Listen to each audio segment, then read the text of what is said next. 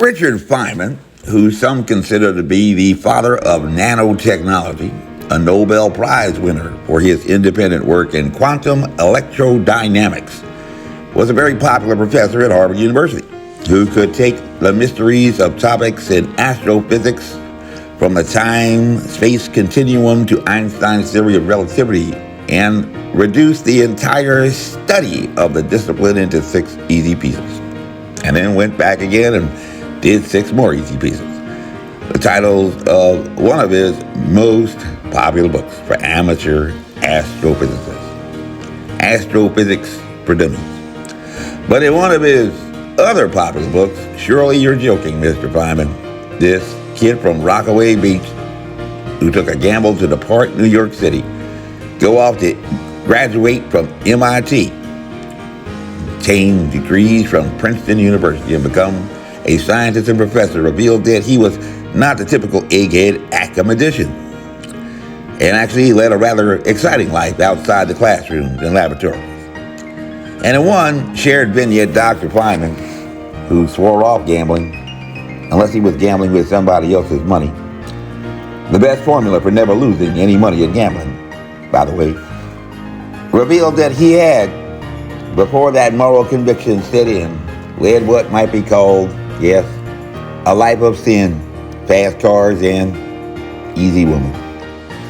Surely you're joking, Mr. Feynman. But he claimed that in this wild, carefree time of his life, he used to cross the United States in his automobile every summer, trying to make it all the way to the Pacific Ocean, but for some strange reason, I don't know, maybe it was the forces or magic energy, he confesses he would always fail.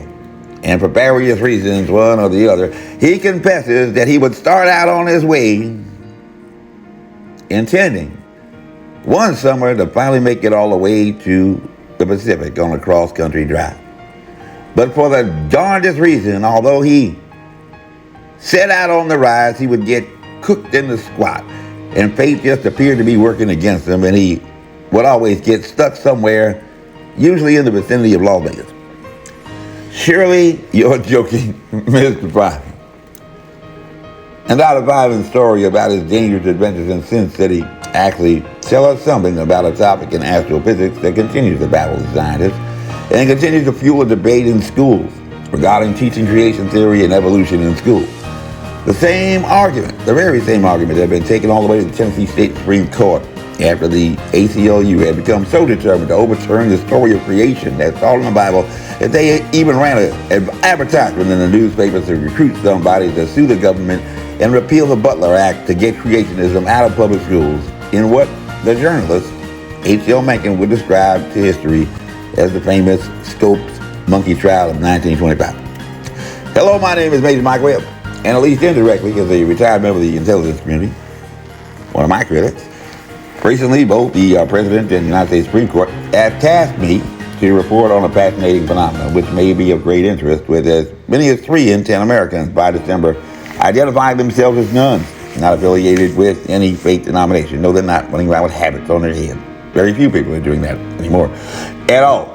Up 6 points since the pre-pandemic estimate that had already found their numbers exceeding those affiliated with the Roman Catholic Church, which, at least as posited by the mathematician Pascal, you're into that whole, reading thing, had presented the option in natural selection to pursue a precipitous course towards great disappointments in the gambling wager of a lifetime, and with the payout only at the end of life's journey, when all secrets and mysteries of this wonder and marvelous creation would be revealed.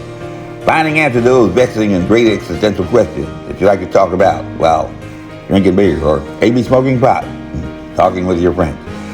Whether or not you got lucky at the roulette table or crapped out shooting dice. And some of the best gamblers I know, yes, I too lived a life of gambling, actually helped to bring casinos to Atlantic City. Just like Dick Feynman grew up on the streets of New York, fooling with his mob connections. Like one Jesuit priest, Father Vic, given the lucky name Victor at birth. And at least according to the satanic community, New York City is probably one of the biggest satanic cities in the U.S.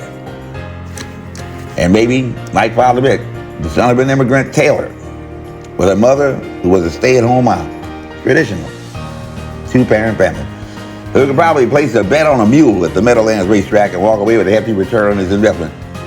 And thank the Lord for the blessing. Had grown up just down the street from a fine Jesuit high school, Fordham, in Brooklyn. Dick Fireman in far-off Rockaway Beach, Queens. Didn't exactly grow up on the wrong side of the tracks, but he was so close. Like Ronald Reagan, he could hear the whistle blow. And somehow raised up in a traditional two-parent family, instilling him with some of those same immigrant old country values. Put him on a path that wasn't easy, even losing his high school sweetheart to tuberculosis, a respiratory tract infection with an infectious dose of 10 bacilli, highly contagious disease. Dick Fireman found himself leading a team in a Manhattan project at Los Alamos,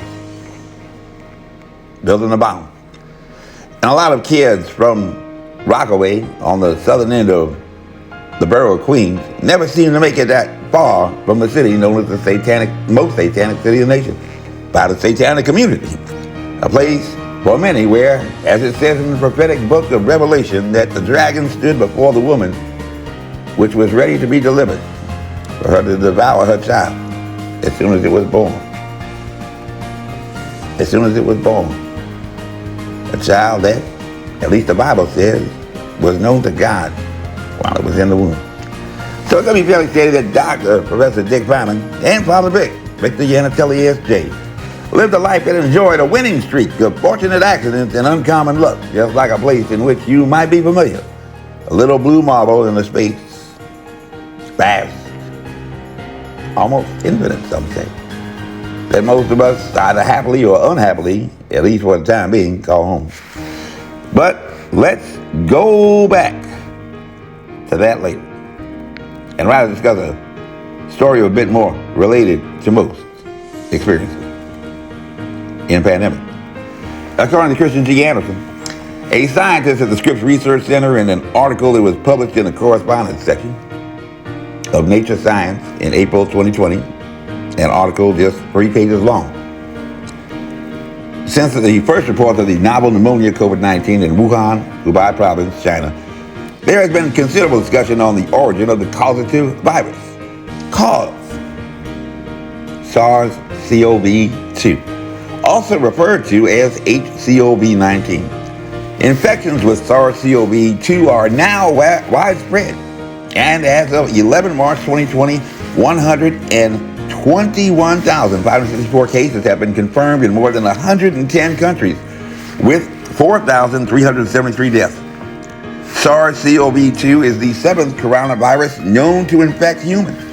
SARS-CoV, MERS-CoV, and SARS-CoV-2 can cause severe disease, whereas HKU1, NL63, OC43, and 229E are associated with mild symptoms.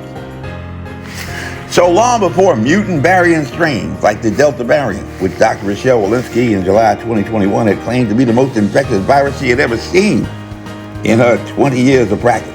Up there with chickenpox and measles, she said, with an R0 of 8 or 9, long before the emergence of another descendant variant of concern identified as the Omicron variant, which quickly began to displace its predecessor, boasting at least 50 unique mutant variations along the genome strain, with at least 36 specific to the spike protein, a critical gain of function that enables it to interact with the ACE2 enzyme at the furin cleavage site to facilitate an infection in a living host respiratory tract cell.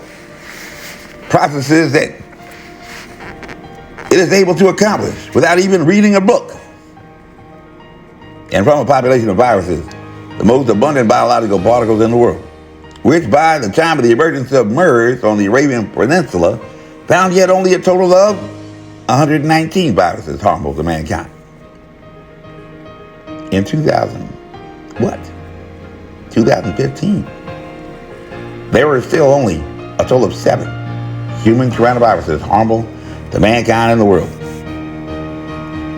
when this new novel coronavirus emerged, 4 of which were associated with mild symptoms.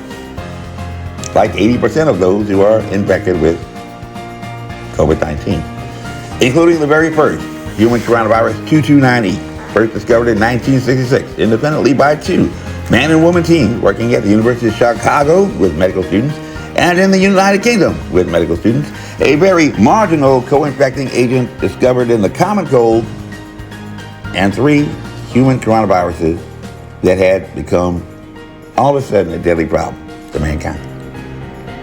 Kind of like an invasion over in the Ukraine. In fact, with the sudden emergence of SARS in 2003, that list of novel coronaviruses would add 5 total between 2003 and 2005. All of a sudden became an active threat. Family of viruses. For over 71%, think about that, 71% of the human coronaviruses that pose at least a mild risk to mankind just suddenly came into being, defying all of the odds from the past in just the past 2 decades. Just like that, like magic. And according to the scientists, the 4 mild coronaviruses today that suddenly showed up, at least 3 of them, 3/4 of them, 75% of them, now comprise up to 30% of our common goal. And just appeared from, we must assume, some zoonotic evolution. Some animal that got lucky.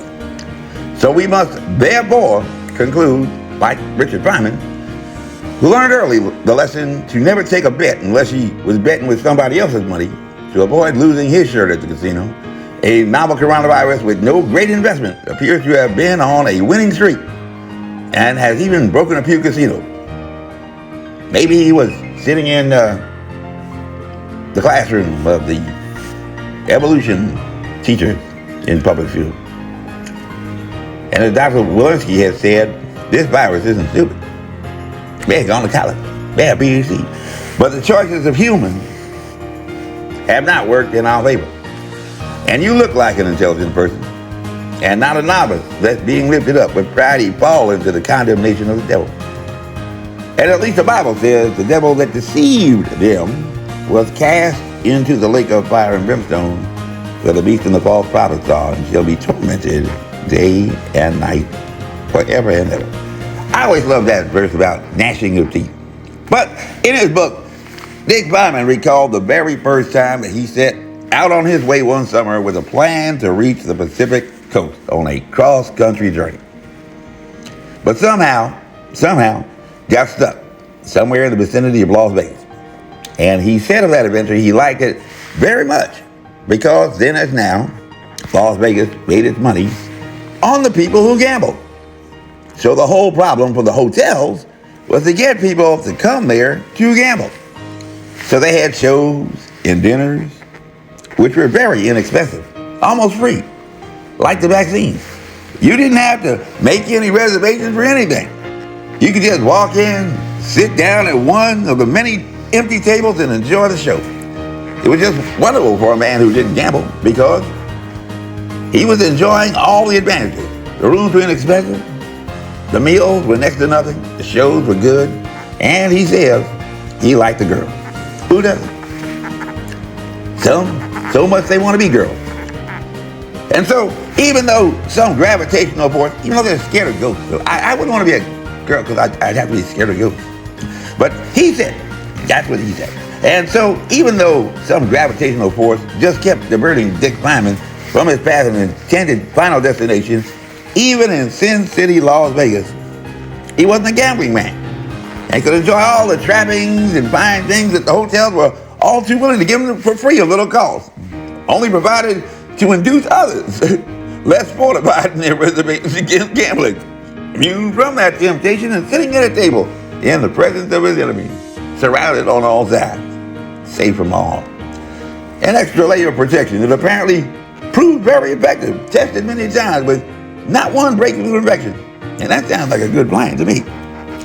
But looking at a virus from a biological threat that had suddenly enjoyed a long and sudden lucky winning streak, still winning today, before that day when Dr. Christian Anderson wrote about the lucky 7th novel coronavirus that already had accumulated winnings in 121,564 confirmed cases in more than 110 countries. A lot of stamps on that passport, with 4,300 and 73 associated deaths. Quite a few notches in that death belt, according to an email around lunchtime on January 31st, 2020. A Friday, to Dr. Tony Fauci, the president's top medical advisor. And he had stated that he and his scientific colleagues had an early chance to examine the genome under an electronic microscope, which not a lot of us have, sitting in our backyard or in a garage. Pretty expensive. And these were not just amateurs, but professionals who actually knew quite a few of the new terms with which some of us are only now becoming more familiar. And probably a few more that most of us have never heard and probably never will, because we don't do science. That's our thing. Yeah. And he told Dr. Fauci that he and his colleagues, scientists, were pretty darn convinced, that the novel coronavirus had not found its origins in a still unknown zoonotic source. Somehow with all the science that we could do all these great things, we can't even find this animal. And he should have known, because he and his colleagues were employed in and made their living in research laboratories. Their paycheck depended on it. And by March 2021, at least some people in the intelligence community still believe that the novel coronavirus had found its genesis in a research laboratory, just like Dr. Anderson and his colleagues were saying. And, escaped. But still, it's like a missile recently escaped over in India and Pakistan. But still, even today, Dr. Fauci says in the beginning there was, the gun just went off. But still, even today, Dr. Fauci says in the beginning there was an animal, maybe a bat, maybe a civet, maybe a pangolin, or maybe something else. Could be a gerbil. But definitely some animal that set off an outbreak. And as of March 14, 2022, there have been 497,217 confirmed cases of COVID-19, including 6,043,094 deaths reported to WHO. And now on the second anniversary of the declaration of a pandemic, according to the CNBC affiliate in London, COVID cases are rising in Europe, with an increasing number being attributed to the prevalence of a stealth subvariant of the Omicron strain. COVID cases have increased dramatically in the UK in recent weeks, while Germany continues to mark record high daily infections with more than 250,000 new cases a day.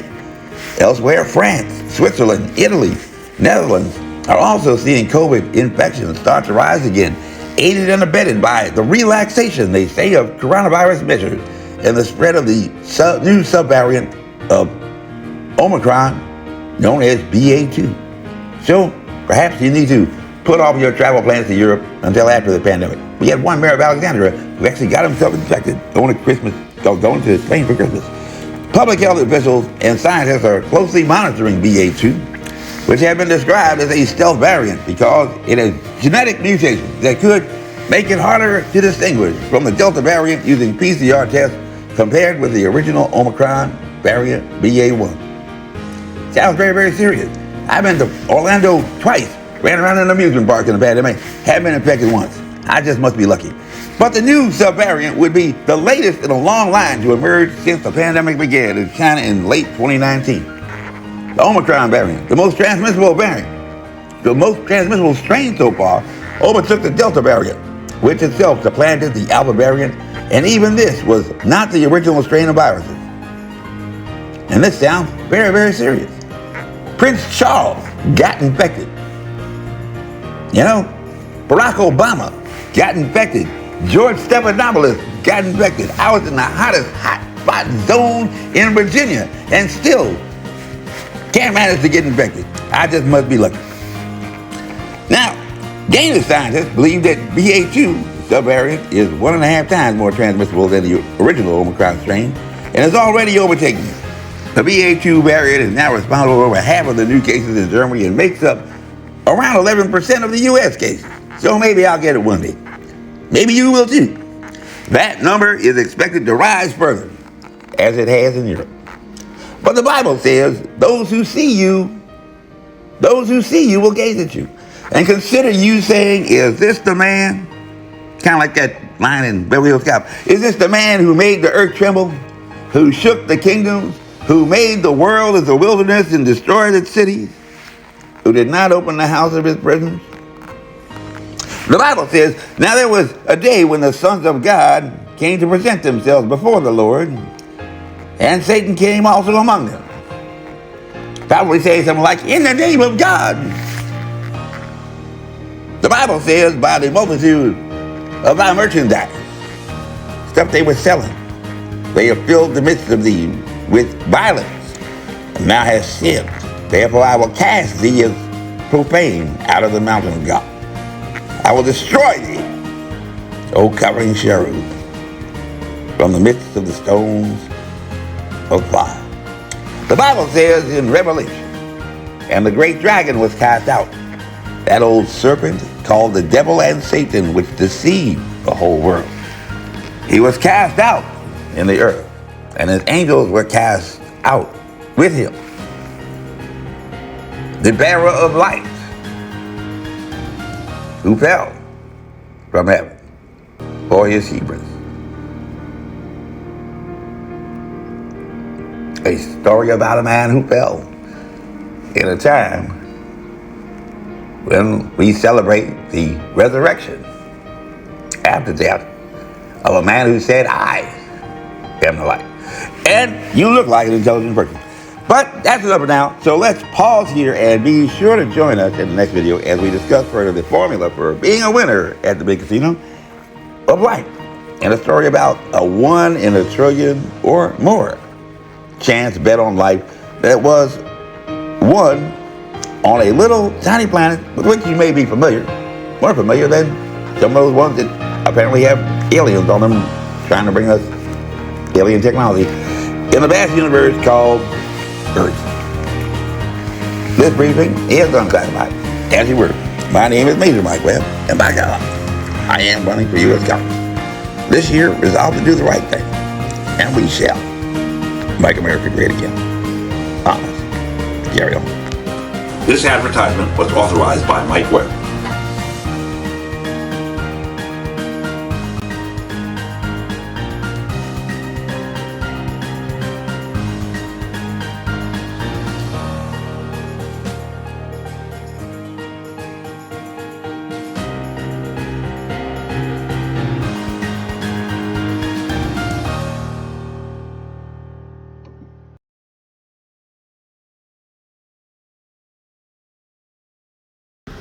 Thunk, I could have had a vaccine.